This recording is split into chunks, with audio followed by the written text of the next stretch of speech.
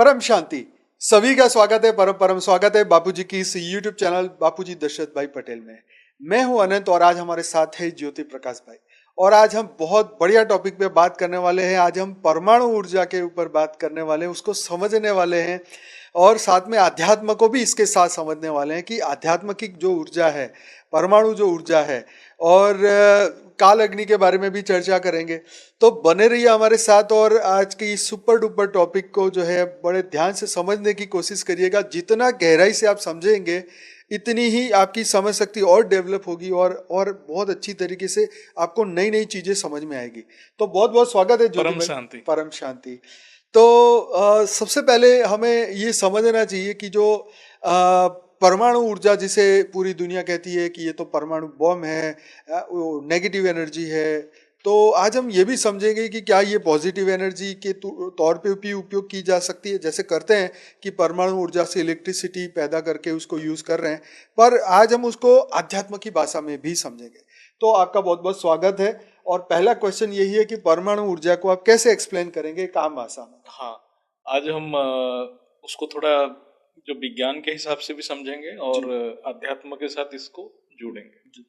Actually जो विज्ञान आज जिस चीज के ऊपर चर्चा कर रहा है, विश्लेषण कर रहा है, वो स्थूल सृष्टि के ऊपर विश्लेषण कर रहा है।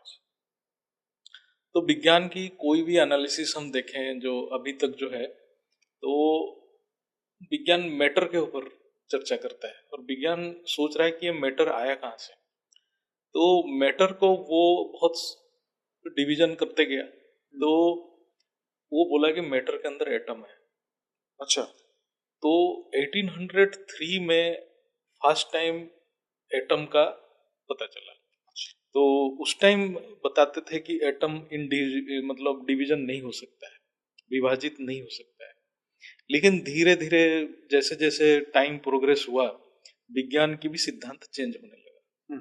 फिर धीरे धीरे उनको 1897 में जैसे उनको इलेक्ट्रॉन का पता चला, फिर और आगे बढ़े 1911 में, फिर 1932 में सारे थ्योरी डेवलप हुआ, न्यूट्रॉन का पता चला, न्यूक्लियस का पता चला 1913 समथिंग में, है ना। ऐसे साइंटिस्ट बढ़ते गए, तो धीरे धीरे उनको पता चला नहीं, एटम भी डिविजिबल है। अच्छा, है ना। ओके।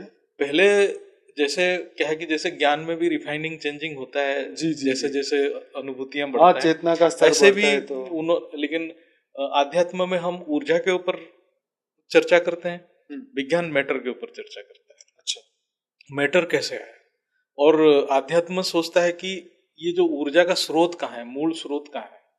तो इसलिए हम इस दोनों को जोड़ नहीं पाते हैं, क्योंकि इनकी जो डायरेक्शन है, अप्रोच है, डिफरेंट है, और आध्यात्म का अप्रोच अलग है। तो आध्यात्म में हम जब ऊर्जा की बात करते हैं तो तत्वों की बात करते हैं जी। हम जब एटम के अंदर जाते हैं तो इलेक्ट्रॉन, प्रोटॉन, न्यूट्रॉन जो कण है, ये सब कण है। उसको विज्ञान पार्टिकल का डुअल नेचर भी बोलता है।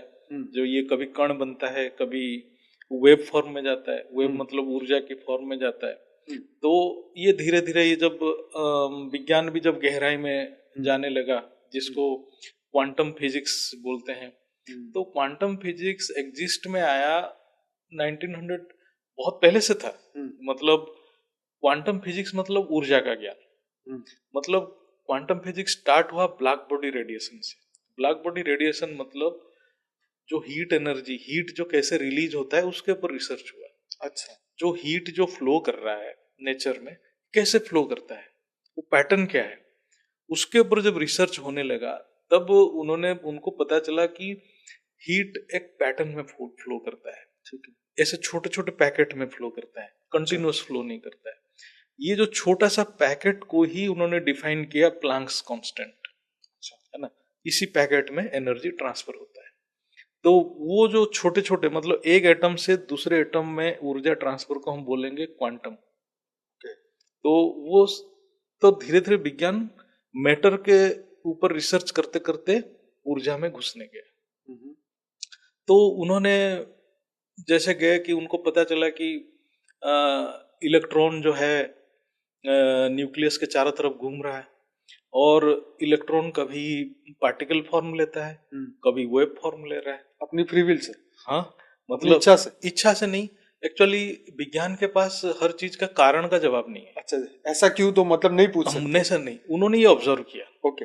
और फिर मैं आपको अभी भी हम बताते हैं विज्ञान क्या करता है। विज्ञान सिर्फ ऑब्जर्व करता है, ओके। उसका कारण उनको पता नहीं चलता है, पता चल गया तो फिर बताता है। तो विज्ञान आज तक जो सबएटॉमिक पार्टिकल्स है, सारे सबएटॉमिक पार्टिकल्स, जैसे मैं बताऊं इलेक्ट्रॉन हो, न्यूट्रॉन हो, प्रोटॉन हो, ये एटम्स के अंदर है, इसलिए सब एटॉमिक पार्टिकल्स बोलते हैं हम। प्रोटॉन और न्यूट्रॉन को भी तोड़ेंगे तो क्वार्क्स बनेगा। ठीक है। फिर उसमें अप क्वार्क्स है, डाउन क्वार्क्स है। ये सब फंडामेंटल पार्टिकल विज्ञान मानता है। विज्ञान तीन चीज को फंडामेंटल पार्टिकल मानता है, एक इलेक्ट्रॉन, क्वार्क, मतलब अप क्वार्क, डाउन क्वार्क, ये तीनों को वो फंडामेंटल पार्टिकल मानता है। और एक पार्टिकल है न्यूट्रिनो, हम्म।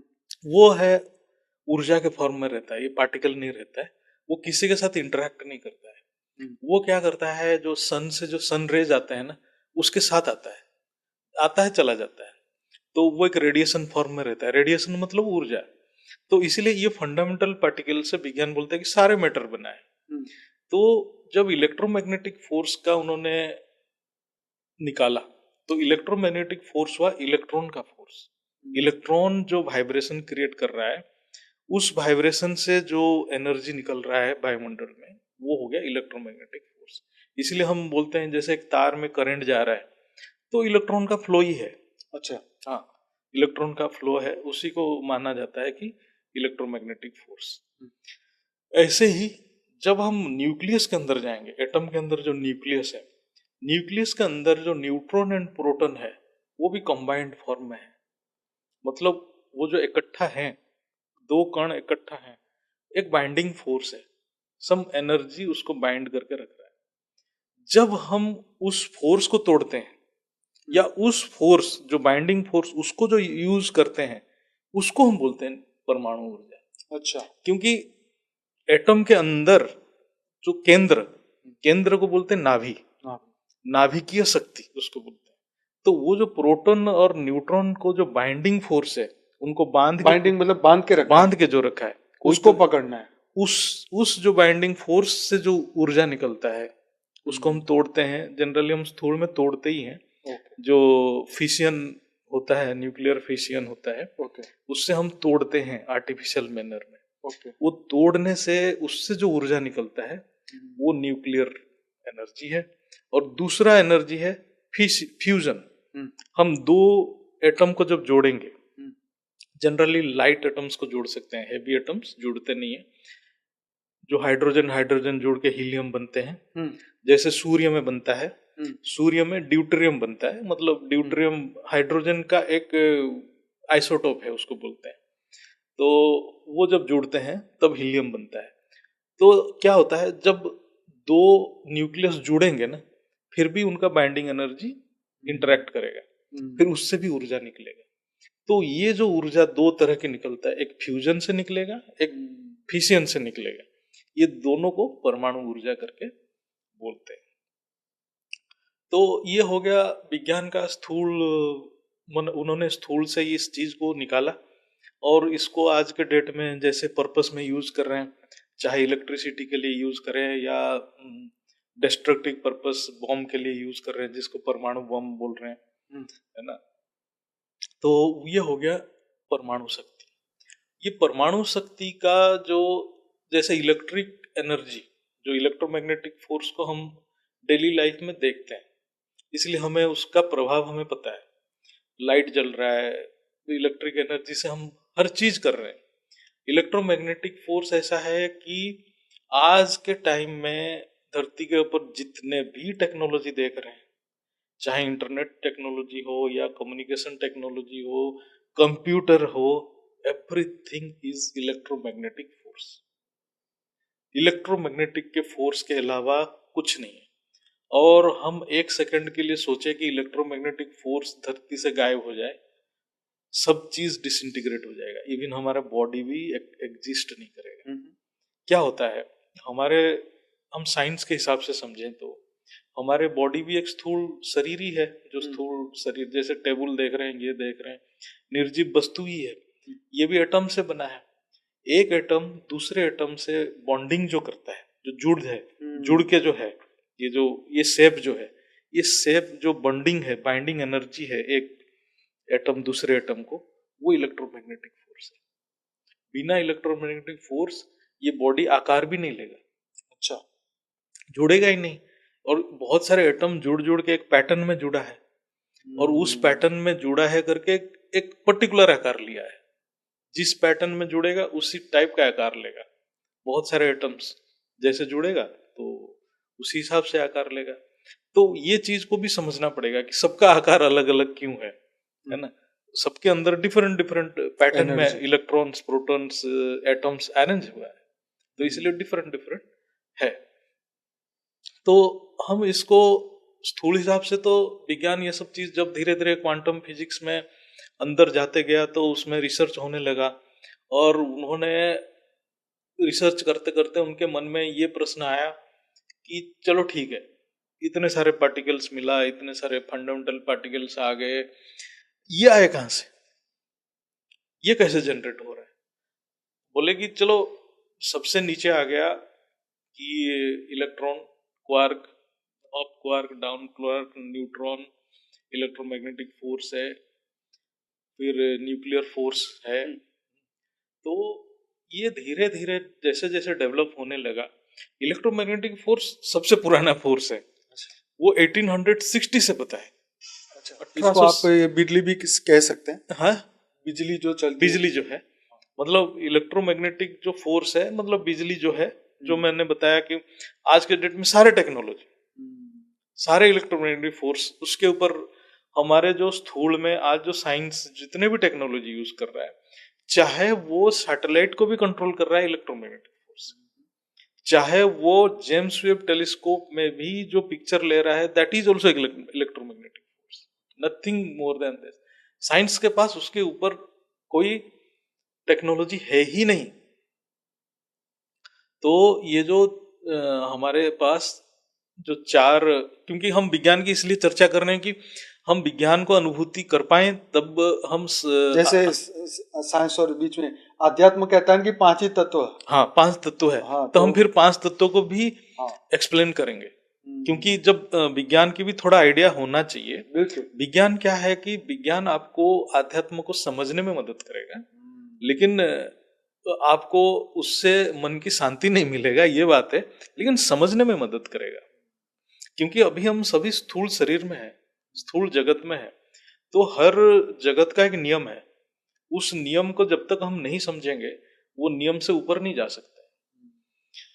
तो हम जब इवन वॉयेजर 1, वॉयेजर 2 जिसको भी हम कंट्रोल कर रहे हैं, इलेक्ट्रोमैग्नेटिक फोर्स से कंट्रोल कर रहे हैं। जेम्स वेब टेलीस्कोप भी जो पिक्चर ले रहा है, that is also electromagnetic wave, जो इंफ्रारेड वेव में वो पिक्चर ले रहा है, फिर उसको एनालाइज कर रहा है। All these things are electromagnetic wave force, electromagnetic force. Nuclear force कहाँ यूज हो रहा है? न्यूक्लियर फोर्स का 2 फॉर्म है, एक स्ट्रॉन्ग फोर्स है, एक वीक फोर्स है। स्ट्रॉन्ग फोर्स कहाँ है? ये जो न्यूट्रॉन प्रोटॉन का बाइंडिंग फोर्स है। ये क्या है? जब इसको हम तोड़ेंगे, क्योंकि बोला जाए, साइंस भी बोलता है कि ये इतने स्ट्रॉन्ग फोर्स में जुड़े हुए रहते हैं, जब हम उसको तोड़ा जाता है, ह्यूज नेगेटिव फोर्स क्रिएट होता है, जिससे हमें पता है जो हिरोशिमा नागासाकी में क्या हुआ। मतलब इवन आज तक भी जो बच्चे पैदा हो रहे हैं उसमें भी डेफिशिएंसीज है। तो वो है न्यूक्लियर फोर्स। और एक फोर्स है जो वीक न्यूक्लियर फोर्स बोलते हैं। जैसे जितने भी रेडियो एक्टिव मटेरियल है, रेडिएशन देते हैं, नेचर में भी रेडियो एक्टिव मटेरियल बहुत है। तो वो बॉडी को क्यों हार्म करता है? हाँ, ये बहुत इंपॉर्टेंट है। कोई भी रेडिएशन जिसको हम विकिरण बोल रहे हैं, चाहे रेडियो एक्टिव मटेरियल से आए, चाहे ये न्यूक्लियर एक्सप्लोजन से आए, वो सब ऊर्जा है। अच्छा, सारे ऊर्जा है, विकिरण है। विकिरण मतलब ऊर्जा, सूर्य की किरण ऊर्जा है। वो भी न्यूक्लियर फ्यूजन तो हो ही रहा है सूर्य में, लेकिन वो नेचर अपने आप कर रहा है। कालाग्नि से कनेक्शन है क्या इसका? हाँ, मतलब कालाग्नि जब नेगेटिव फॉर्म में जाएगा, कालाग्नि बनेगा। जब तक वो नेगेटिव संकल्प उसके साथ नहीं जुड़ेगा, तब तक कालाग्नि नहीं बनता है। अच्छा। हाँ, काल अग्नि मतलब जो अग्नि, काल मतलब टाइम को भी खत्म कर देता है, नहीं तो काल अग्नि नहीं बनेगा, है ना। और टाइम किसके ऊपर डिपेंड है? स्पेस के ऊपर। स्पेस होगा तभी टाइम है, स्पेस ही नहीं तो टाइम कहाँ काम करेगा? ये बात भी सही है ना? तो उस हिसाब से जब सूर्य में भी हमारा न्यूक्लियर फ्यूजन है, वहां से भी किरण आ रहा है, तो वहां से किरण जब आ रहा है, हमारे जो धरती का वायु आकाश तत्व है उसको ओजोन सोख ले रहा है। अच्छा ओजोन रोक ओजोन रहा है लेयर और डिफरेंट हाँ पूरा वायुमंडल का एक हाँ लेयर है ना? उसमें ओजोन वोजन हम बहुत सारे हाँ चीज बहुत बोल सारे रहे हैं, वो तो मैथ जो साइंस बोल रहा है, साइंस लेकिन बोल हमारे हिसाब से तो उसका एक आकाश तत्व है, अच्छा वहां भी एक वायु तत्व है, एक ऊर्जा है, हम्म, वाइब्रेटिंग मेम्ब्रेन टाइप का, वो सोख लेता है। अच्छा और जो ऊर्जा धरती के ऊपर आता है वो यूज होने लायक हीट एनर्जी है, अच्छा तो हम उसको यूज करके सारे धरती पे सारे कार्य उसी के ऊपर नहीं चल वो रहे हैं। कहते तो है ना कि सोलर फ्लेयर्स आएंगी तो पूरा धरती के पावर हाउस उड़ा देंगे ये हो जाएगा हाँ, मतलब लेटेस्ट एक वो अव्यवस्थित हो गया, हाँ जो मतलब एक्सिस एक्सेस हुआ कुछ, हाँ, तब जाके होगा। बराबर अदरवाइज जब संतुलन बैलेंस नहीं हो रहा है तब क्यों होगा? है ना? क्योंकि ये जितने भी जैसे जेम्स वेब है ये तो धरती से ऊपर है ये सब हाँ, और 100-200 किलोमीटर से भी ऊपर ही नहीं, है ये तो हजारों किलोमीटर होगा, इतना बहुत ज्यादा है, ये तो तो इनको बहुत ज्यादा हम जेम्स होगा ना वेव। पहले सैटेलाइट हाँ, को सैटेलाइट तो खत्म हो जाएगा, है ना सैटेलाइट खत्म हो जाएगा, सैटेलाइट तो काम ही नहीं करेगा। और सैटेलाइट एक बार काम करना बंद किया तो धरती के ऊपर सारे टेक्नोलॉजी फेल कर जाएगा, हाँ क्योंकि सब्जेक्ट हमारे सारे टेक्नोलॉजी सैटेलाइट्स के बेस्ड ही है और इलेक्ट्रोमैग्नेटिक वेव के बेस ही है। तो कुछ लोग तो ये भी कह रहे हैं कि इंटरनेट भी बंद हो जाएगा और ये हाँ, बिजली भी चली जाएगी साबित कोई काम नहीं क्या करता। कारण हो सकता है अगर कुदरत की बात करें हम्म। सन की बात करें क्या ऐसा हो कि ये हो जाए सोलर फ्लेम के कारण है कि जो नेचर में कोई भी चीज बैलेंस्ड रहता है। एक्चुअली सन में हो क्या रहा है, हम जब सन के अंदर जाएंगे, जो न्यूक्लियर फ्यूजन जो हो रहा है, एक्चुअली हम बोल रहे हैं ड्यूट्रियम हीलियम में कन्वर्ट हो रहा है, दो ड्यूट्रियम चिपक रहा है और हीलियम बनते जा रहा है, और जब हीलियम ड्यूट्रियम क्लोज कंबाइन हो रहा है, वो कंबाइन होने के टाइम पे एक ऊर्जा निकल रहा है, अच्छा वो ऊर्जा ही जो सूर्य का किरण बन रहा है। ओके इसीलिए जो सन के कोर में जो ऊर्जा है वह है 15 मिलियन डिग्री सेंटीग्रेड, और जब सन के सरफेस में आ जाता है तो वो 5000 डिग्री कुछ हो जाता है। तो ये जो ऊर्जा है, होता क्या है अंदर, जो ड्यूट्रियम के न्यूक्लियस के अंदर जो न्यूट्रॉन एंड प्रोटॉन है, वहां क्या होता है, हर न्यूट्रॉन प्रोटॉन में कन्वर्ट होता है। क्या होता है, न्यूट्रॉन ऑटोमेटिक प्रोटॉन में कन्वर्ट हो जाता है। जब न्यूट्रॉन प्रोटॉन में कन्वर्ट हो जाता है, कुछ ऊर्जा निकलता है, वही ऊर्जा, तो वहां millions of millions trillions of trillions neutron होगा, वो millions millions trillions trillions neutron proton में कंटिन्यूअस कन्वर्ट हो रहा है, तो वो ऊर्जा बन के बाहर निकल रहा है। और जो फ्लेयर आने का कारण है, जो सोलर सोलर फ्लेयर आएगा, इसका मतलब ऐसा कोई डिस्टरबेंस क्रिएट होगा। अच्छा डिस्टरबेंस हाँ, क्रिएट होगा तो अदरवाइज अपने आप नहीं आएगा। अच्छा जैसे बाबूजी बोलते हैं एलियन घुस हाँ, चुके हैं कोई या कुछ घुसेगा करेंगे या कुछ करेगा, तो वो क्या करेगा, जैसे ये एक बैलेंस मेंटेन हो रहा है, कैसे बैलेंस है, हर चीज बैलेंस है, नहीं तो क्रिएशन बनेगा नहीं। बराबर साइंस क्या बोल रहा है, साइंस का तो कॉन्सेप्ट ही नहीं है ये सब चीजों का। साइंस बोल रहा है खाली एनर्जी मैटर से बन गया, लेकिन भाई एनर्जी मैटर से बना तो ये जो सिस्टमेटिक कहाँ से आया, सिस्टम कहाँ से आया, क्यों इतना है, क्यों हाइड्रोजन के अंदर एक प्रोटॉन है, क्यों दो नहीं है, किसने डिसाइड की? ये तो बहुत है बड़ी ना, बात है ना? प्रोटॉन का मास समथिंग है 1.67 10 टू द पावर माइनस 27, जो भी होगा लगभग उतना। किसने फिक्स किया उसकी मास? ये तो बहुत सोचने वाली बात सोचने, इसके ऊपर रिसर्च कर रहा है, लेकिन साइंस बोल रहा है कि but nature is like this. उनके पास एक ही आंसर है। तो somebody will create some disturbance inside them। जैसे एक मोमेंट में मैं बता रहा हूँ कि 1 ट्रिलियन न्यूट्रॉन प्रोटॉन में कन्वर्ट हो रहा है, ठीक है, जितना ऊर्जा क्रिएट हो रहा है उतना ऊर्जा बाहर निकल रहा है, और वो ऊर्जा यूज हो रहा है, तो जितना निकल रहा है उतना खपती हो रहा है, तो एनर्जी बैलेंस है। अब मैं बोल रहा हूँ कि 100 ट्रिलियन न्यूट्रॉन सडनली प्रोटॉन में कन्वर्ट होगा तो फ्लेयर बन जाएगा, ओ है ना? तो क्या ऐसा कौन एलियन क्या ऐसा कर सकते हैं जैसे हाँ, एलियन मतलब एलियन हो या कोई पावरफुल आत्मा हो, नेगेटिव आत्मा हो, जैसे न्यूट्रॉन प्रोटॉन में कन्वर्ट होने का, इतना लार्ज स्केल में होने का कारण क्या होगा? कोई ऐसी संकल्प शक्ति होगा या कोई ऐसे शक्ति होगा कि उसमें वो उतना न्यूट्रॉन सप्लाई करेगा, है ना, फिर वो फ्यूजन होगा तब जाके निकलेगा, है ना, तभी तो निकलेगा। अच्छा, इसको अध्यात्म की भाषा में समझे तो भाई सूर्य देव जो अपना कार्य कर रहे हैं, उनकी कार्य में कोई बाधा डाले हम्म, तो उनके कार्य में अगर डिस्टरबेंस होता है तो जो प्रोडक्शन हो रहा है जो प्रकाश हाँ का, वो प्लस माइनस हो सकता होगा नेचुरली। मतलब सूर्य देव के जो कार्य है, है। सूर्य देव तो जो हमारे ज्ञान के हिसाब से जो विष्णु के एक सेल पे सूर्य देव बने थे, परम अग्नि से ही बने थे। वो परम अग्नि से अग्नि के सेल में सूर्य देव बने, फिर उससे एक सेल में ट्रिलियन ट्रिलियन एटम्स रहते हैं। तो हर एटम से जैसे कोई परम तत्व में कन्वर्ट होता है, ह्यूज एनर्जी निकलता है। मतलब आज के डेट में हम बापूजी के एक बहुत 2020 में एक वीडियो है, बापूजी ने बहुत अच्छे एक्सप्लेन किए। जो हमारे जो तत्व है, पंच तत्वों का जो सृष्टि है, पंच तत्वों में ऊर्जा आता कहाँ है? परम तत्व से ही आता है। और आज के डेट में जो ऊर्जा है, पंच तत्व में जो ऊर्जा कार्य कर रहा है, वो परम तत्व का परसेंटेज 0.000000001%, मतलब आप इतने कम परसेंट में दुनिया चल रही है, समझ रहे हैं? तो उसका मतलब आप सोचिए, एक सेल जो है परम तत्व अग्नि तत्व, उससे तो सूर्य कितना बिलियन ईयर्स चलता है ना। अब हम एक सेल से इतनी ऊर्जा निकल रहा है, कोई एक पावरफुल आत्मा आया, जैसे आजकल जो हमारे ज्ञान में है 30 कला की पावर आया, वो तो एक सेल डाल देगा तो सन ही खत्म हो जाएगा, इतने ऊर्जा निकलेगा। वो उसके जो सेल में इतने ऊर्जा होगा तो वो तो सोलर फ्लेयर गया, वो तो कालाग्नि जनरेट कर देगा। अच्छा, इससे रिलेटेड तत्व की जब हमारी बात हो रही थी तो बापूजी ने ये भी कहा कि समुद्र में जो एलियन है वो सुनामी ला सकता है। इसको आप समझाइए अपनी बात। समुद्र में जो है, समुद्र भी एक वाइब्रेशन है। जो वहाँ जो एटम्स है, हम जो जिस वाटर की बात कर रहे हैं, जो समुद्र, मतलब हम उसको जल तत्व बोलेंगे, मतलब जल है उसको बोलते हैं, जल तत्व का परसेंटेज H2O है। हाँ, तो वो जल तत्व है, जल तत्व भी एक वाइब्रेशन ही है। हम हर चीज को वाइब्रेशन के एंगल से ही देखेंगे। बराबर। तो जल तत्व के अंदर भी ऊर्जा पड़ा हुआ है, बराबर, है ना। जैसे आप देखिए, मैं आपको जस्ट हम इसका ये भी एक समझने वाली चीज है। जल तत्व H2O है।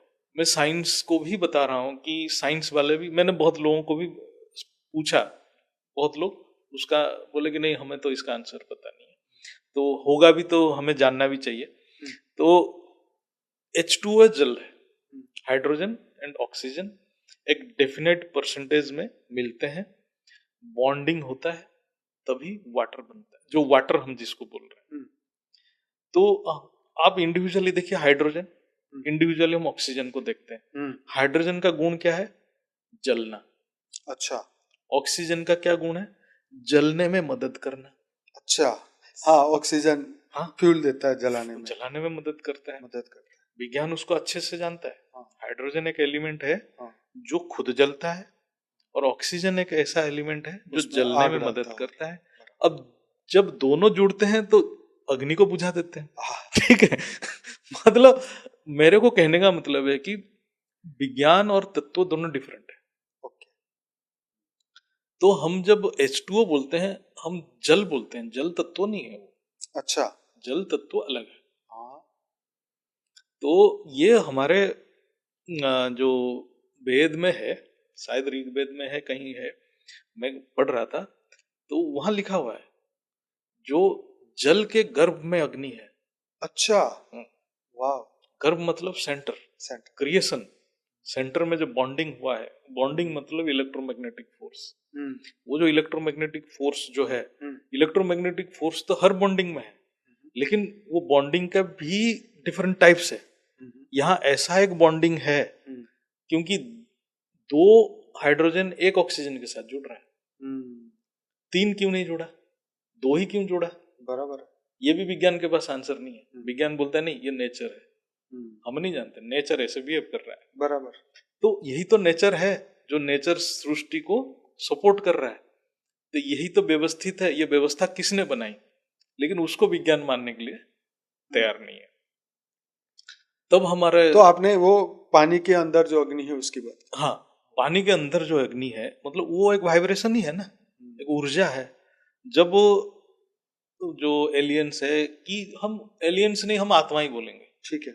चलो वो आत्मा हाँ मतलब इस ब्रह्मांड की नहीं, बाहर से आई, बाहर से इसलिए आए हमने हुए उसको आत्मा ही एलियन है। बोल दिया। हम हाँ एलियंस इसलिए बोल जी। रहे हैं कि वो पावरफुल है, बाहर से आए हुए हैं और उनकी पास विलक्षण शक्ति है। इसलिए शक्ति है क्योंकि हम स्थूल में है, वो सूक्ष्म में है, तो सूक्ष्म में उनकी ऊर्जा ज्यादा प्रकट है, आत्मा की संकल्प शक्ति। तो वो अपने संकल्प शक्ति से वो जो वाइब्रेशन को बढ़ावा देंगे। जब जैसे बढ़ावा देंगे तो उसके जो जल तत्वों और अग्नि तत्वों में वाइब्रेशन ट्रेमेंडस स्पीड में बढ़ेगा, तो वो ऑटोमेटिक सुनामी आएगा। जब वो हिलने लग जाएंगे, उसमें नेगेटिव ऊर्जा बढ़ने लग जाएगी, तो जल कुछ नहीं है, तो वो तो जल हिलने लग जाएगा, तो वो तो सुनामी करेगा। वो तो पूरा सृष्टि, बेसिकली वो सुनामी करने का कारण है अग्नि तत्व बढ़ने का। जितना अग्नि तत्व बढ़ेगा वाइब्रेशन उतना ये तो ये बात, वो ये वाली बात हो गई ना, जैसे पानी उबल रहा है हाँ, तो ऊपर बढ़ता बढ़ता जाता जाता है। हाँ। ये तो हम फिजिकल वे में देख रहे फिजिकल वे हैं, में ये देखते हैं, सूक्ष्म है, ये सूक्ष्म। सूक्ष्म है, वो तत्व में काम कर रहे हैं। हम जो देख रहे हैं वो स्थूल में देख रहे हैं, वो तत्व में काम कर रहे हैं। तत्व एक ऊर्जा है, एक वाइब्रेशन है, एक फ्रीक्वेंसी है, पर ये छोटे लेवल पे है, वो बड़े लेवल पे है। बड़े लेवल पे। वो तो फिर उनके एक संकल्प में पूरा पूरा धरती के यही मैं सोच रहा था जब ये मैंने पहली बार सुना, तो मैंने सोचा कि दिमाग हमारा तो साइंटिफिक है नहीं, तो हमें तो ये चमत्कार वाली बात लगेगी कि हाँ ये तो कर सकते हैं, जैसे भूत प्रेत कर देते हैं, हाँ, ऐसे ये कर देते होंगे। सारे तत्वों के ज्ञान से ही चलता है, क्योंकि तत्व आध्यात्म का शब्द है और जो इलेक्ट्रॉन प्रोटॉन न्यूट्रॉन ये विज्ञान का शब्द है। लेकिन आध्यात्म क्या हुआ, आध्यात्म में कभी इलेक्ट्रॉन प्रोटॉन की बात ही नहीं हुआ है, कभी नहीं किए उन्होंने। सही है। उन्होंने जितने भी डेवलपमेंट्स किए हैं हमारे वेद पुराण शास्त्र में, कभी इलेक्ट्रॉन प्रोटॉन की बात नहीं की। लोग बोलते हैं कि वैशेषिक शास्त्र में अणु परमाणु की बात नहीं किया है। उन्होंने ये बताया कि जो है पंच तत्वों से बना है, और पंच तत्वों में भी जो चार तत्व है, आकाश तत्व को छोड़ के बाकी चार तत्वों का अणु है। मतलब सबसे सूक्ष्म अणु भी है, मिट्टी तत्व का सबसे सूक्ष्म अणु है, जल तत्व का भी सूक्ष्म अणु परिमाण है। अणु परिमाण मतलब वो उसकी परिमाण बहुत इतने छोटे से छोटे है कि उसको हम डिवाइड नहीं कर सकते। अच्छा, अग्नि तत्व का भी है, मिट्टी तत्व का भी है, वायु तत्व का, आकाश तत्व का नहीं है। आकाश तत्व को माना जाता है विभू परिमाण। विभू मतलब विराट। आकाश तत्व में अणु मतलब क्या है कि आप डिवाइड कर सकते हो जिसको, आकाश को आप डिवाइड नहीं कर सकते। यहाँ भी आकाश है, आपके शरीर में जो आकाश है मेरे शरीर में वही आकाश है, यहाँ वही आकाश है। मैं इसको अलग नहीं कर सकता। मैं बोल दूंगा इतना काट के बोलूंगा ये निकाल लूं, नहीं निकाल सकते। लेकिन बाकी जो है तत्व उसको आप सेपरेट कर सकते हो। जैसे मैं एक मिट्टी तत्व को यहाँ रखा अणु को, यहाँ मिट्टी तत्व को अणु रखा, दोनों में डिफरेंट है, ये अलग है, सेपरेट कर सकते हो। आकाश तत्व को आप सेपरेट नहीं कर सकते, कंटिन्यूअस है, ये अपरिच्छिन्न है। मतलब आकाश तत्व में एक कोने में वाइब्रेशन हुआ, दूसरे कोने तक वो वाइब्रेशन जाएगा, डिपेंड करता है कितना स्ट्रॉन्ग है। जैसे हम वो बात करते हैं ना, वो जो जाले बांधता है, हाँ, करोड़िया गुजराती बोलते हैं। हाँ, वो जो जाले बांध दिया, जाले बांध, ऐसा ही आप इमेजिन कीजिए। वहां पे एक कीड़ा टच करता है, उसको पता चलता है। और वो जो जाले जो बांधता है, जाले में क्या, तो एक तो ग्रिड है, ग्रिड, तो उसमें गैप है, इसमें गैप भी नहीं है। आप सोचो। और यहाँ हम इसको हम स्थूल में इमेजिन कर रहे हैं, तो मैं जैसे मेरा जो अनुभूति हुआ, मैंने जैसे बुद्धि में देखा ये सब पढ़ के, तो आप उसको सूक्ष्म में अनुभूति ऐसे कर सकते हैं जैसे वहां तार है, तो आप सोचिए हर तार एक वाइब्रेशन है, हर तार एक तरंग है। बराबर। ऐसे जाले, एक ऐसा जाले बना हुआ है, उसमें ट्रिलियंस ऑफ तरंग है।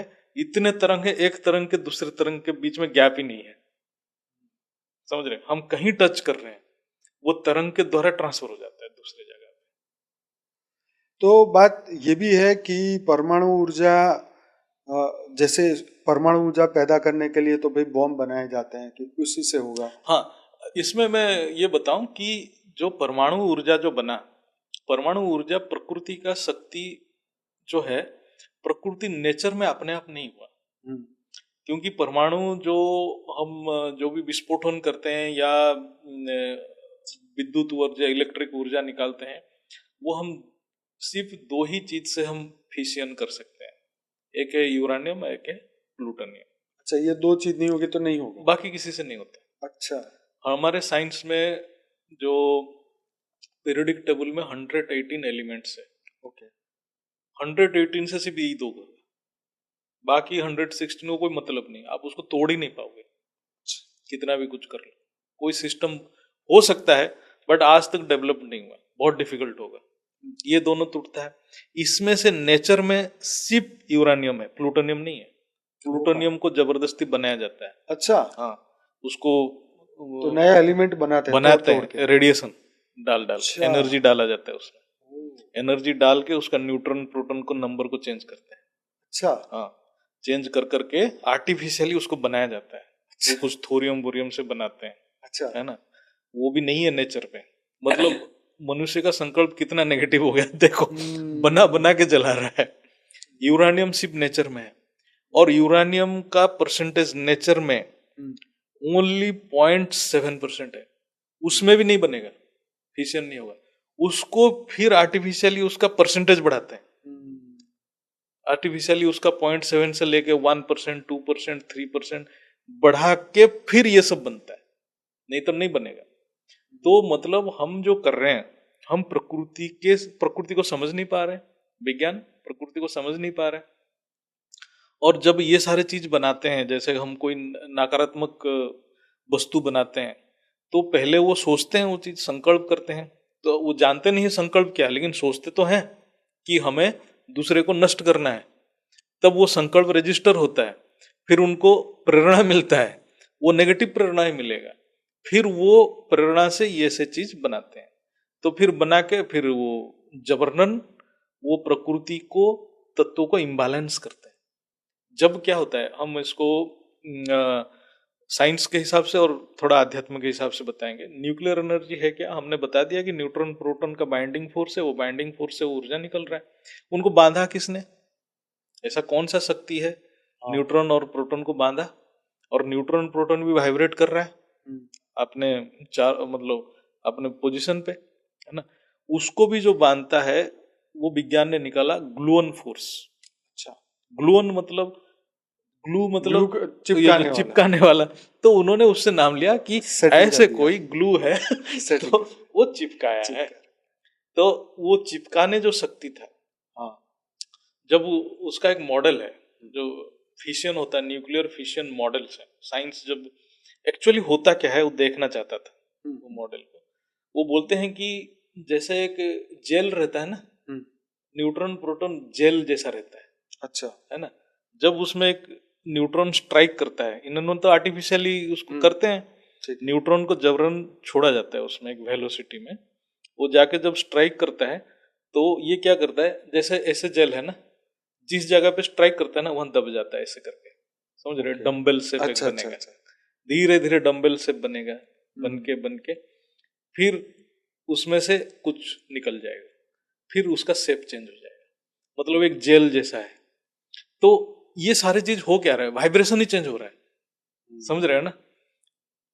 वो एक स्पीड, एक वाइब्रेशन में थे, न्यूट्रॉन एक वाइब्रेशन में गया, उसमें स्ट्राइक किया, एब्जॉर्ब किया, उसका वाइब्रेशन चेंज हुआ, एक नया चीज बन गया, है ना।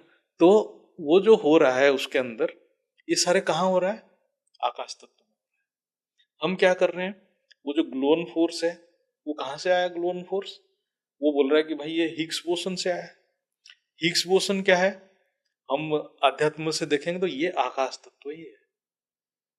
तो आकाश तत्व में जो ऊर्जा पड़ा था, हमने उसको डिस्टर्ब किया, उस ऊर्जा को हमने अग्नि तत्व में कन्वर्ट किया, और वो ऊर्जा न्यूक्लियर एनर्जी बन के, अग्नि बन के, विकिरण बन के स्थूल में आया, और वहां जो था वो मैग्नीफाई हो गया, ह्यूज फोर्स बन के पूरा। अच्छा, हम जब बात कर रहे हैं, ये तो एक न्यूक्लियस की बात कर रहे हैं, हम ये मैटर ले लेंगे, इसमें तो ट्रिलियंस ऑफ ट्रिलियंस न्यूक्लियस पड़ा है। अब एक न्यूक्लियस से एनर्जी कितना निकलता है? 200 मिलियन इलेक्ट्रॉन वोल्ट।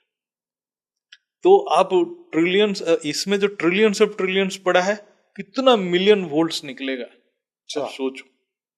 पूरे तो शहर को हाँ, इलेक्ट्रिसिटी मिल जाएगी। हाँ नहीं, हमने इसमें देख रहे थे जो नेट जी। में पड़ा है डाटा। हम्म। अब 1 kg यूरानियम को फिशन करेंगे तो उसमें से जो हीट निकलेगा, अब 27 लाख केजी कोयला को जलाने से जितना हीट मिलेगा ओहो। 1 kg यूरानियम से। और 1100 केजी यूरानियम से जो ऊर्जा निकलेगा उसमें से तो जो अहमदाबाद जैसे सिटी में 2 महीना तक इलेक्ट्रिसिटी सप्लाई करेगा। तो इतनी ऊर्जा तो है। ये भी सोचने वाली बात है कि कुदरत ने ये बना के धरती पे क्यों डाला, हाँ, या ये कोई बाहर की चीज है? एक्चुअली हाँ, ये बहुत इंपॉर्टेंट है। ये तो विज्ञान को पता ही नहीं है ये हाँ, सब चीजें कहाँ से आया। वो तो मैटर के द्वारा ढूंढ रहे हैं ये सारे क्योंकि चीजें। ये तो कोई बाहर से लाया होना चाहिए ना, हम्म। क्योंकि नहीं तो अच्छा, यूरेनियम आप का काम देखेंगे। क्या है धरती पर? हाँ, धरती पे उससे इसका कोई कोई खेती यूज थोड़ी नहीं। होनी है। और आप देखिए, ये तो नेचर में यूरानियम जो है, नेचुरल यूरानियम जो है, उसमें तो ये फिशन होने लायक है ही नहीं कुछ। अच्छा। हाँ नहीं, मैं इसलिए बोला ना 0.7% है। अच्छा। हो ही नहीं सकता वो फिशन। अच्छा। वो सिर्फ रेडियो एक्टिव मटेरियल है, कुछ रेडिएशन रिलीज करते हैं अच्छा। और कुछ नहीं करते हैं, अच्छा। है ना। आप देखिए, वो कभी भी। जमीन में से निकलता है क्या हाँ, ये? जमीन से। ये तो ओर है। अच्छा। जैसे आयरन ओर है, ये भी अच्छा। ओर है अच्छा। ना। और आप देखिए, जब भी बहुत ही टिपिकल मटेरियल आता है वो डिस्क्लोज नहीं करते हैं साइंटिस्ट भी। वो अपने अपने घर बनाने लग जाएंगे सब ढूंढ ढूंढ क्लासिफाइड के। रखते हैं उसको। हाँ। कहीं भी आपका एलियन के साथ कांटेक्ट होता है, वहां से जो मटेरियल आता है वो हाँ। मटेरियल अर्थ के ऊपर नहीं मिलता है, हाँ, वो ये बात तो हर क्योंकि चैनल वाले वो बोलते हैं। डिफरेंट तत्वों का कॉम्बिनेशन होता है। हम्म। लेकिन विज्ञान तत्वों को नहीं समझ पाता है, क्योंकि हर, जो बापूजी के ज्ञान में है, जो जितने ब्रह्मांड है, जितने गैलेक्सी है, तत्वों का कॉम्बिनेशन डिफरेंट है। जैसे कॉम्बिनेशन होगा उस हिसाब से एलिमेंट्स बनेगा, है ना। तो ऐसा है कि एलियन आए हो पहले पूर्व समय में अपने साथ 5-10 किलो वो ले भी हो आए हो, सकता और है। वही जमीन पे हाँ, वो भी रह हो गया हो सकता और है, वही क्योंकि ढूंढ ढूंढ के चला रहे हो। अर्थ का भी लाइफ ट्रिलियंस ईयर है। कितना बार ये डिस्ट्रॉय हुआ है, कितना बार क्रिएट हुआ है, किस किस के साथ इंटरेक्शन हुआ है, कहाँ से क्या मटेरियल आया होगा, क्या संकल्प हुआ होगा, एलियन ने कुछ। ऊपर से फेंका, बोलो तुम्हारे हाँ। काम आ जाए, बुद्धि चलेगी तो कभी यूज कर लेना इसे। ये ये भी भी है। इंटरेस्टिंग बात है। हाँ। तो ये यूरेनियम ने उसके अंदर इतनी एनर्जी मतलब है, तो ये तो। ऐसे तो हर एटम्स के अंदर है, हम्म। लेकिन हम यूरानियम से उसको जबरन, उसको जो डिस्ट्रक्टिव पर्पस के लिए उससे निकाल रहे हैं। ये तो हर एटम के अंदर होगा, लेकिन बाकी एटम्स को हम कर नहीं पा रहे हैं। अच्छा। ये तो हर एटम में होगा। जैसे यूरानियम को छोड़ दो, कोई नॉर्मल एटम भी ले लेंगे, हमारे पास इतना ताकत नहीं है कि हम उसकी तोड़ दें। उसकी जो ग्लोन फोर्स जो है, हाँ। हमारे पास वो ताकत ही नहीं है। अच्छा। हमारे पास है ही नहीं वो ताकत। मैंने जस्ट अपना आउट ऑफ क्यूरियोसिटी मैंने पूछा, मतलब जैसे नेट पे सर्च किया कि जैसे हम एक न्यूट्रॉन प्रोटॉन का एनर्जी को ही एक्सप्लोर कर रहे हैं, और इससे देखो, मतलब एक छोटा सा कण है, उसमें जो ऊर्जा पड़ा है, और उससे कितने बम बना के हम पूरा डिस्ट्रॉय करने की हमारे पास कैपेसिटी आ गया इतने बड़े एरिया को। तो हम, जैसे न्यूट्रॉन के अंदर और भी छोटा कण है क्वार्क। क्वार्क के अंदर भी, जैसे अभी जो हिग्स बोसन पार्टिकल 2012 में निकाले हैं, उसमें टेरा इलेक्ट्रॉन वोल्ट करके आता है न, गीगा इलेक्ट्रॉन वोल्ट्स एनर्जी आता है। तो हम उसको भी यूज क्यों नहीं कर पा रहे हैं? जैसे न्यूट्रॉन प्रोटॉन का ऊर्जा को किसी ना किसी, चलो इलेक्ट्रिसिटी तो बना ही रहे हैं जैसे भी हो, तो उससे क्यों नहीं कर पा रहे? सही है। यह है कि हम उस ऊर्जा को कैप्चर नहीं कर पा रहे, कैसे निकालें उसको। तो इसीलिए वो कर नहीं पा रहे। तो मतलब हम जितना सूक्ष्म में जाएंगे, ह्यूज एनर्जी पड़ा है। जैसे अग्नि तत्व में जो एनर्जी पड़ा है, वायु तत्व में उससे बहुत ज्यादा एनर्जी है। वायु तत्व से आकाश तत्व में चले जाएंगे तो बहुत ज्यादा एनर्जी है, बहुत ज्यादा। ये जितने भी हम डिस्कशन करेंगे, जो मंत्र शक्ति है, ये आकाश तत्व का एनर्जी है। हर मंत्र वाइब्रेशन के रूप में आकाश तत्व में पड़ा ही है। अच्छा, मैं इस पे आने से पहले एक और क्वेश्चन पूछना चाहता हूँ कि परमाणु बॉम्ब जब ब्लास्ट होता है, तो जैसे कहा कि आप जो आकाश एक चादर जैसा है, तो इससे वो चादर फट जाती है या आकाश तत्व नहीं, को डिस्ट्रॉय करता है? हाँ, ये वायुमंडल को किस तरीके से खराब एक्चुअली क्या करता है होता वो है, समझना चाहते हैं। वो वाला भी बहुत इंपॉर्टेंट है, हमें समझना पड़ेगा। इससे हमें ऊर्जा को समझना पड़ेगा जो हम नेचर में, हमने बताया कि विज्ञान के हिसाब से पहले समझेंगे फिर अध्यात्म में। विज्ञान बोल रहा है कि नेचर में 4 प्रकार की शक्तियां हैं, अच्छा, फंडामेंटल फोर्सेस की जो बात कर रहा है विज्ञान के हिसाब से। ठीक है। तो पहले बोल दिया कि इलेक्ट्रोमैग्नेटिक फोर्स, वो तो बहुत पुराना है, हमें बहुत दिनों से यूज कर रहे हैं हाँ, सोसाइटी में। फिर स्ट्रॉन्ग न्यूक्लियर फोर्स, वो तो न्यूक्लियर बॉम्ब बन गया। ठीक है। दूसरा है weak nuclear force. Weak nuclear force मतलब जो सन में फ्यूजन हो रहा है, अच्छा, रेडिएशन हो रहा है। ठीक है। और एक है ग्रेविटी फोर्स। अच्छा, करेक्ट। ग्रेविटी फोर्स को विज्ञान अभी तक समझ नहीं पा रहा है, अभी भी नहीं समझ। नहीं समझ रहा है। उसके पास ग्रेविटी फोर्स के लिए वो लिसा विसा कुछ बनाया था, वो जो क्या बोलते हैं वो, मेजर करने के लिए। और उसमें से उनको थोड़ा बहुत पता चल रहा है, और उन्होंने नहीं, लिसा बनाने वाले हैं। वो वो वो ह्यूज प्रोजेक्ट है, अभी तक बना नहीं है, वो स्पेस में बनेगा। वो लाइट के स्पीड और डिस्टेंस के ऊपर ही बनेगा वो। तो ग्रेविटी फोर्स को अभी तक उनके पास कोई स्टडी नहीं कर पा रहे, और उसको ना वो डिटेक्ट कर पा रहे हैं, ना उसको यूज कर पा रहे हैं। यूज होने वाला इलेक्ट्रोमैग्नेटिक फोर्स है, और ये जो न्यूक्लियर फोर्स को ऐसे ही यूज कर रहे हैं, थोड़ा बहुत इलेक्ट्रिसिटी, थोड़ा बहुत ही बॉम्ब बना के। बाकी उनके पास कोई नॉलेज नहीं है। तो ये जो इतने सारे फोर्सेस है, चारों फोर्सेस है, उनको एक फोर्स तो पता ही नहीं है। ग्रेविटी फोर्स उनको पता ही नहीं है पता है, जैसे 2 ब्लैक होल टकराए, उसका सिग्नल उनको मिला, अच्छा, ठीक है, लेकिन कब टकराए उनको पता नहीं। वो जो सिग्नल आते आते अब कब हाँ, आया, आते अब आते आया, तो बीत हाँ, चुका, तब तक नया बन गया होगा। नया बन गया होगा। तो उनको ये कंट्रोल ही नहीं है, उनको पता नहीं है, वो भी बहुत डिफिकल्टी से उनको कभी 1-2 सिग्नल मिलता है।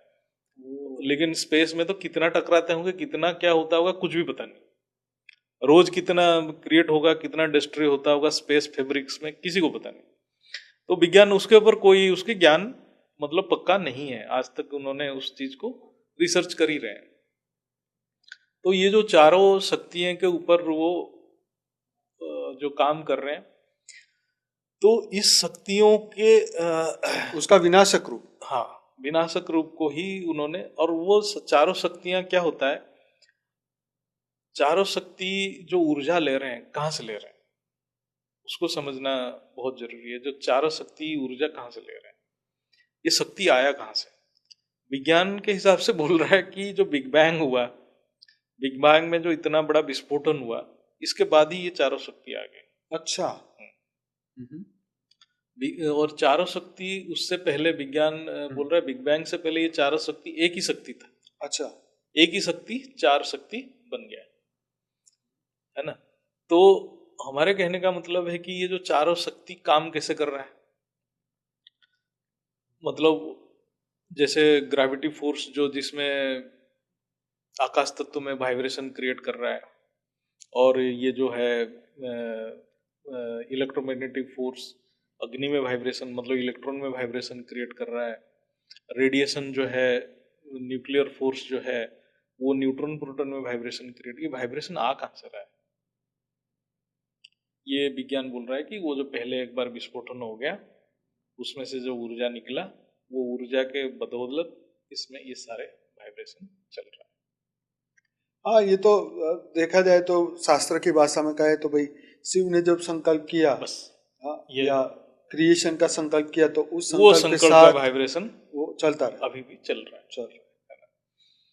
तो हमारा प्रश्न क्या था? प्रश्न ये था कि ये जो विनाशक शक्ति बनाई, इससे कितना आकाश तत्व में डैमेज हो हाँ, सकता है, आकाश तत्व में डैमेज और कितना उससे मनुष्य सृष्टि पे क्या असर पड़ेगा? तो ये जो आकाश तत्व जो है, हाँ, इन्होंने आकाश तत्व को तो रिकॉग्नाइज नहीं कर रहे हैं, हाँ, नहीं कर विज्ञान उसको मान नहीं रहा ये है। तो शास्त्र कह रहे हैं ना, आकाश शास्त्र के हिसाब से आकाश तत्व है। विज्ञान क्या बोल रहा है, इलेक्ट्रोमैग्नेटिक फोर्स वैक्यूम में जा रहा है, अच्छा, ग्रेविटी फोर्स वैक्यूम में जा रहा है, ग्रेविटी वेव्स। लेकिन बोल रहा है कि कहीं वैक्यूम है ही नहीं, हर जगह पे एनर्जी है। आप एक बार बोल रहे हो कि वैक्यूम है और वैक्यूम नहीं है, उसके अंदर एनर्जी है, उसका मतलब देयर इज समथिंग। तो मतलब हर स्पेस में सम ऊर्जा पड़ा हुआ है। उस ऊर्जा को हमारे जो शास्त्र बोल रहा है आकाश तत्व, और उस ऊर्जा को या उस चद्दर को इन्होंने क्या बोला, टाइम स्पेस। अच्छा, टाइम स्पेस मैट्रिक, ये भी एक तरह से ठीक है, इसलिए है कि जब तक स्पेस है तब तक टाइम है, इसलिए स्पेस को टाइम से आप अलग नहीं कर सकते, इसलिए उन्होंने बोला टाइम स्पेस फैब्रिक्स। और आध्यात्म उसको बोल दिया आकाश तत्व है, वो ऊर्जा और कुछ नहीं, लेकिन वो इतना सूक्ष्म ऊर्जा है हम स्थूल में देख नहीं पा रहे हैं। जब ये न्यूक्लियर एक्सप्लोजन होता है या हम आर्टिफिशियली कोई भी जो न्यूक्लियर बॉम्ब बना रहे हैं, परमाणु बम बना रहे हैं, तब होता क्या है, हम उसी जो ऊर्जा को, जो आकाश तत्व में जो ऊर्जा है, जो वाइब्रेशन है, जो शक्ति पड़ा है, उसको हम अग्नि तत्व में कन्वर्ट कर रहे हैं। इसमें क्या होता है, अग्नि तत्व तो हम लकड़ी जलाने से भी मिल रहा है, कैंडल जलाने से मिल रहा है, बराबर। अब वो भी अग्नि तत्व है, ये भी अग्नि तत्व है। डिफरेंस क्या है? डिफरेंस है कि हम जब इलेक्ट्रोमैग्नेटिक फोर्स भी चलाते हैं, मतलब वो काम करता है, उसमें भी अग्नि तत्व है। तो इसमें डिफरेंस है आकाश तत्व को हम कितना यूज कर रहे हैं। अच्छा, हाँ, वो वाइब्रेशन से कितना अग्नि तत्व क्रिएट कर रहे हैं। लकड़ी जलाने से हम स्थूल तत्व से, उसमें भी आकाश तत्व है लेकिन बहुत कम परिमाण में, उसको हम हीटअप करके जला रहे हैं, उसमें स्थूल तत्व भी जलता है, जैसे कैंडल में भी स्थूल तत्व जलता है। इलेक्ट्रोमैग्नेटिक फोर्स में क्या होता है, उसमें आकाश तत्व का परसेंटेज बढ़ता है, वायु तत्व का परसेंटेज बढ़ता है। इलेक्ट्रोमैग्नेटिक फोर्स में वायु तत्व का परसेंटेज बहुत ज्यादा है, तो इसलिए वहां ऊर्जा ज्यादा है। जब हम न्यूक्लियर फोर्स में जाते हैं, वहां जो ये जो ग्लोन फोर्स, जिसको विज्ञान ग्लोन फोर्स बोल रहा है, ग्लोन फोर्स असल में आकाश तत्व का ही फोर्स है, आकाश तत्व का एक वाइब्रेशन है। हम वो वाइब्रेशन से ही अग्नि तत्व डायरेक्ट बना रहे हैं। इतने जो विकिरण आता है, आप एक न्यूक्लियर एक्सप्लोजन होता है तो आकाश से अग्नि बनाए, आकाश से अग्नि बना रहे हैं हम, आकाश को डिस्टर्ब करके उस ऊर्जा को अग्नि तत्व में कन्वर्ट कर रहे हैं। तब क्या हो रहा है, अब जो पूरा आकाश तत्व है, हम उस आकाश तत्व को सेल्स को अग्नि में कन्वर्ट कर रहे हैं डायरेक्ट, समझ रहे हैं? तो इसका मतलब आकाश तत्व विकृत होने लग गया, आकाश तत्व के सेल हम खत्म कर रहे हैं, आकाश तत्व के तरंगों को पूरा खत्म कर रहे हैं, जो उसका ओरिजिनल नेचर है, उन नेचर को खत्म कर रहे हैं। तो क्या होगा, हम जिस चद्दर के अंदर हैं, वो चंदर को हम हीटअप कर रहे हैं। अच्छा, एक चैम्बर बन रहा है। हम क्या है, धरती एक बाउंड्री के अंदर है, हर चीज का एक बाउंड्री है, एक डायमेंशन, हर डायमेंशन आकाश तत्व में पड़ा हुआ है। जितना आकाश डायमेंशन है, उतने प्रकार की आकाश तत्व है। हर जगह पे आकाश तत्व डिफरेंट फ्रीक्वेंसी में वाइब्रेट कर रहा है। बराबर। जैसे 11 डायमेंशन है, तो 11 फ्रीक्वेंसी में वाइब्रेट कर रहा है। ऐसे ही धरती जो डायमेंशन है, उस डायमेंशन में जो आकाश तत्व एक फ्रीक्वेंसी में वाइब्रेट कर रहा था, हम उसको चेंज कर दिया, एक नेगेटिव वाइब्रेशन में भर दिया और अग्नि तत्व में भर दिया। अब होगा क्या, तो पूरी धरती जलने लगेगा, पूरी धरती एक चांबर बन के। और पूरी धरती में क्या होगा, जब आकाश तत्व में अग्नि तत्व भर जाएगा, सेल्स खत्म हो जाएगा, वायु तत्व अग्नि में कन्वर्ट हो जाएगा, और अग्नि तत्व तो अग्नि तत्व बना है, और स्थूल तत्व भी अग्नि में कन्वर्ट हो जाएगा। इसलिए बापूजी बताते हैं कि धरती एक खुद हाइड्रोजन बम बन जाएगा।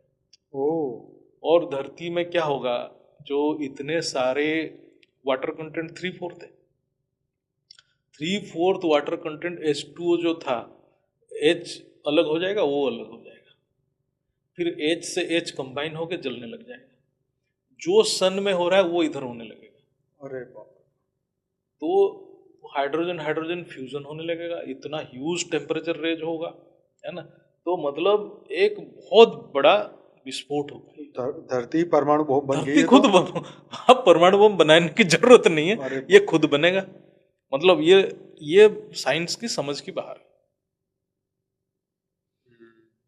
आखिर में तो वैसे भी ये कहते हैं ना अपने शास्त्रों में कि सूर्य ही है जो सूर्य वही अग्नि स्वरूप बन जाएगा। हाँ, 12 सूर्य की वो जो अग्नि एक साथ आएगी। जनरली हमारे जो कल्प प्रलय होता है, विष्णु सूर्य के अंदर प्रवेश करते हैं, 12 अग्नि का किरण जनरेट करते हैं और सारे चीज को खत्म कर देते हैं। वही कहते हैं ना कि सबसे पहले तो जल सूख जाएगा, जल सूखेगा, और फिर अग्नि जलने लगेगा, और फिर वो एकदम काली खत्म हो जाएगा। तो इसका मतलब जो पहले लिखा है कोई गलत नहीं लिखा है, वो सारे ये तो आज आपने साइंटिफिक रीत उन्होंने वो तो और भी क्योंकि उनके पास तत्वों का ज्ञान था, और हम जो कर रहे कण का ज्ञान, पार्टिकल क्या ज्ञान Particle.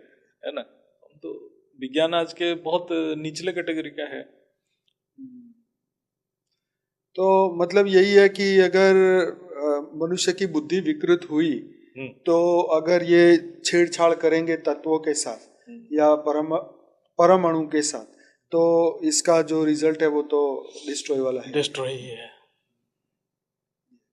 और इसमें अगर सूक्ष्म, अच्छा, ये जो स्थूल जगत की आत्मा है, जैसे हमने तो अभी बोल दिया कि चलो एलियन ने ये कर दिया वो कर दिया, क्या धरती लोक के मनुष्य अपने विचारों से नहीं कर सकते यही चीज जो एलियन करना चाहे? ये तो हमने अभी जो परमाणु बम भी बना है, हाँ ये तो धरती के ही आत्माएं किए हैं। ये हाँ भी है। मतलब हाँ आप सोचो, मैं पढ़ रहा था जितने हाँ बड़े बड़े साइंटिस्ट इन्वॉल्व थे इसमें, हाँ हाँ हाँ हाँ जैसे आरजे ओपनहाइमर कहो, हाँ, फर्मी कहो या फेनीमैन कहो, हम्म जितने भी साइंटिस्ट है जो ये जो बॉम्ब बनाने में हम्म दे वर एक्टिव, हम्म। मैं देखा सारे कैंसर में ही मरे। अच्छा हाँ, मैंने सारे सर्च किया नेट पे, अच्छा ऑल मोस्टली जितने बड़े बड़े साइंटिस्ट थे जो इस प्रोजेक्ट में इन्वॉल्व थे, मोस्टली कैंसर में ही मरे। अब तो सोचो उसके अंदर कितने नेगेटिव संकल्प होगा, क्योंकि हम्म, साइंस तो कभी विज्ञान स्थूल चीज को इन्वेस्टिगेट करता है मैटर के ऊपर, लेकिन कभी कोई साइंस आपने मन बुद्धि के ऊपर रिसर्च किया है क्या? सच है। नहीं किया है। उनको मेरे कहने का मतलब है कि उनके अंदर जो प्रेरणा आ रहा है, वो प्रेरणा कहाँ से आ रहा है? सही। एक बार तो वो सोचे, जब मेरे मन में कोई प्रेरणा आ रहा है तो वो प्रेरणा कहाँ से आ रहा है? लेकिन कोई साइंस या उनमें वो ज्ञान नहीं है, या हमारे जो स्थूल विज्ञान है उस दिशा में सोच भी नहीं रहा है। अच्छा, इसको शास्त्रों के साथ जोड़ दें तो ये बात निकल के आती है कि असुर जो है वो बुरे कर्म करके लोगों पूरी दुनिया को तंग करके नहीं, सागर में छुप आप जाता है। सोचो असुर का जो नेचर क्या था। हाँ, असुर अपने शरीर को ही देखते थे, तमो प्रधान। तमो प्रधान थे, वो शरीर को प्रधान मानते थे, हम्म, मतलब व्यक्त सृष्टि हाँ, को प्रधान मानते थे, शरीर को ही आत्मा मानते थे। आत्मा मानते थे। असुर का यही हाँ, ज्ञान था। और मैटर को ही, मतलब उसका मतलब वो मैटर में फंसे हुए हैं। हाँ, आज विज्ञान भी, देहभान में ही फंसे हैं, हाँ, बुद्धि में फंसे मैटर में फंसे हुए हैं। हैं। आज विज्ञान 5 तत्वों से 4 तत्वों को मानता है, यस। और चार्वाक शास्त्र भी 4 तत्वों पे है, हम्म, और जो 4 तत्वों को मानता है हम्म, वो तो नास्तिक आत्मा ही बनता है, मतलब एक तत्व को, अस्तित्व को ही नहीं मान रहा है, हम्म। हाँ, इसलिए तो आत्मा को तो नहीं मानते ना असुर, आत्मा को नहीं मान रहा इसलिए आत्मज्ञान नहीं मिलता। है, आत्मज्ञान नहीं मिलता। तो हम उसको आज मतलब स्पष्ट लैंग्वेज में बोला जाए, भाषा में बोला जाए, तो ये राक्षस की करतूत है। हाँ, मतलब आप सोचो, हाँ, वही हुआ ना। जो हमारे वैदिक ज्ञान था, वैदिक ज्ञान प्रकृति में बैलेंस रखने के लिए सारे कार्य करता था, चाहे बराबर। यज्ञ करे, चाहे मंत्र पाठ करे। मैं एक जगह पे पढ़ रहा था, जो मंत्र जो है वो आकाश तत्व में वाइब्रेशन के साथ वो सिंक्रोनाइज करते थे। ओके। तो कोई बोल रहा था कि हम आज आकाश तत्व में जो वाइब्रेशंस पड़ा है, जो हमारे ओरिजिनल ब्रह्मांड की क्रिएशन जब था, आकाश तत्व था, हाँ तो वो वाइब्रेशन को हम डायरेक्ट धरती के साउंड पे क्रिएट करेंगे तो सारे मंत्र ही सुनाई देगा। अच्छा। हाँ, गायत्री मंत्र सुनाई अरे देगा। वाह, क्या हाँ मस्त बात है ये तो। हाँ, सुनाई देगा। और ये उसी मंत्र को यहाँ जाप करके वहां कनेक्ट होते थे, हाँ तो वो वाइब्रेशन के द्वारा ही वो सात्विक काम करते थे, बैलेंस करते थे, तत्वों का बैलेंस करते थे। वो बहुत साइंटिफिक था। वो क्या है, तत्वों और वाइब्रेशन के ऊपर काम करते थे। और राक्षस किसके ऊपर काम करते थे? स्थूल सृष्टि के ऊपर, मैटर के ऊपर काम करते थे। तो इसलिए दोनों में डिफरेंस हो गया। तो हम प्रकृति को पूजा इसलिए करते थे कि प्रकृति को बैलेंस कर रहे हैं, और हम जो विज्ञान क्या कर रहा है, प्रकृति को समझ नहीं रहा है, वो इम्बैलेंस करने में लगा हुआ है। अच्छा, काल अग्नि के इसके संदर्भ में अगर ये सभी चीजों पे अगर बात करनी है तो आप क्या बात करेंगे? काल अग्नि एक ऐसा चीज है जो हमारे, काल अग्नि तो सिर्फ कल्प प्रलय में, एक ही बार इसका यूज किया जाता है जब समय को खत्म करना। महाकल्प प्रलय में ही होता है। अच्छा। महाकल्प प्रलय में कैसे होता है? महाकल्प प्रलय में जब उस शिव जी के पास सिर्फ 10% एनर्जी रहता है, और उनको लगता है कि, क्योंकि फाइनली उनके एनर्जी से ही तत्वों में ऊर्जा जाता है, बराबर। तो तत्वों में क्रिएटिविटी तब तक रहेगा जब तक ऊर्जा है, बराबर। नहीं तो जड़ बन जाएगा। जड़ बनते बनते उसमें क्रिएटिविटी नहीं रहेगा। तो वो ऊर्जा जाते जाते जाते जाते ओनली 10% बचा तत्वों का, मतलब परम प्रकाश की एनर्जी। जब उनको लगता है कि अब ये चलने लायक है नहीं, तब वो अग्नि में प्रवेश करते हैं। वो उनको भी पता है कि मैं इसको जलाना है तो मेरे को अग्नि के द्वारा स्थूल को जलाना पड़ेगा, क्योंकि आकाश तत्व के ऊपर सारे वाइब्रेशन है, लेकिन उसके नीचे वाइब्रेशन जो स्पंदन शक्ति कम हो जाता है, वो डिफरेंट डिफरेंट फॉर्म में चला जाता है वो वाइब्रेशन, तो इसलिए वो जड़ बन जाता है। तो उसको जलाने के लिए वो अग्नि के अंदर मतलब सूर्य के अंदर प्रवेश करते हैं। तो इसीलिए क्या होता है, उनके पास जो 10% परम प्रकाश था, उनके ऊर्जा के 10% था, जब वो अग्नि में मिला तो वो परम अग्नि बना।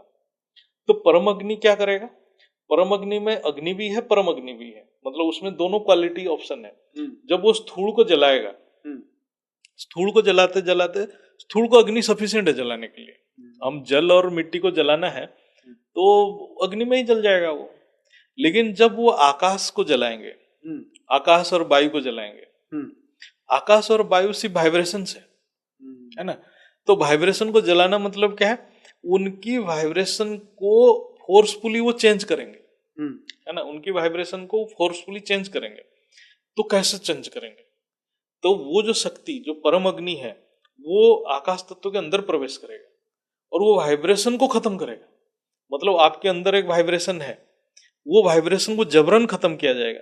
तो कैसे होगा, आपके अंदर जैसे करंट फ्लो कर रहा है, तो जैसे एक बंदे को हम इलेक्ट्रिक शॉक देते हैं ना, ऐसे लगेगा।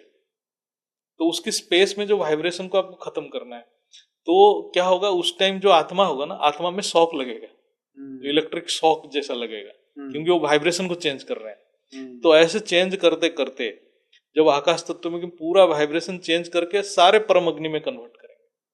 जब परम अग्नि में कन्वर्ट हो जाएगा फिर परम आकाश बन जाएगा, लेकिन वो भी वो महाशिव से पावर लेके बनाएगा, परम प्रकाश जितना डालता जाएगा। तो परम अग्नि जब परम आकाश में कन्वर्ट हो जाएगा, उसके बाद तो परिवर्तन बहुत सुखदायी है, लेकिन परम अग्नि तक आपको तो जलना पड़ेगा, मतलब सभी आत्माओं को जलना पड़ेगा, सूक्ष्म जगत की सभी आत्माओं, स्थूल और सूक्ष्म में। तो आप सोचो, हमारे ब्रह्मांड में ब्रह्मलोक तक आकाश तत्व है, वहां तक जलेंगे। तो भाई ये आज का ये प्रोग्राम बहुत ही सुपर डुपर इंटरेस्टिंग रहा और हमने बहुत सारी बढ़िया बढ़िया बातें की। इसमें से कुछ बातें हमारी लाइफ इन मल्टीवर्स की बुक में है जो 16 भाषाओं में आ चुकी है, हिंदी इंग्लिश सभी डाउनलोड कर सकते हैं paramshanti.org। तो आप सभी दिव्य आत्माओं को ये कहना चाहूँगा कि अगर ये प्रोग्राम अच्छा लगा है तो आप जरूर से लाइक करिए, शेयर करिए, कमेंट करिए। और भैया आपका बहुत बहुत धन्यवाद कि आपने बहुत अच्छी तरीके से ये चीज़ें समझाई है। और भी एक पॉडकास्ट के साथ हम और डिटेल में इसी सब्जेक्ट को और चर्चा में लेके आएंगे, लेकिन अभी तक के लिए इसको यहीं पर रोकते हैं। तो इंतज़ार करेंगे आपका दोबारा इस प्रोग्राम पे आने के लिए। और बापूजी की जो दिव्य ज्ञान दिया है ये सृष्टि परिवर्तन का, तो इसके लिए आप सभी लोगों का बहुत बहुत स्वागत है।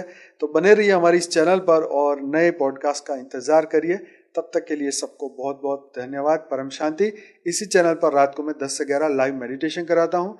और अगर मॉर्निंग में अगर जुड़ना चाहते हैं तो सुबह 5:30 से 6:30 बजे परम शांति मोटिवेशन और मेडिटेशन की चैनल पर साक्षी के साथ जोड़ सकते हैं।